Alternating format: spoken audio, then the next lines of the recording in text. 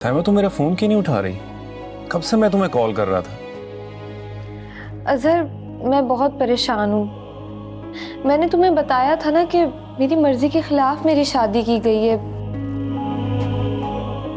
और मेरा शौहर मुझ पे जुल्म करता है, शक करता है। जहाँ नौकरी कर रही थी वो भी छूट चुकी है।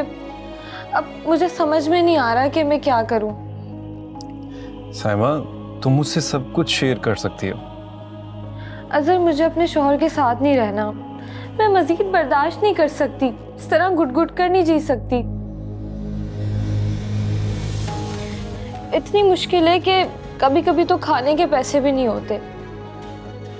देखो साइमा, तुम रो मत। तुम जितने चाहो मुझसे पैसे ले लो, मैं तुम्हें दे दूंगा। अजहर, तुम कितने अच्छे हो। तुम मेरी बात सुनते हो, मुझे समझते हो। काश मेरी तुमसे शादी हो जाती, अगर तुम मुझे पहले मिल जाते। साइमा, ये अब भी हो सकता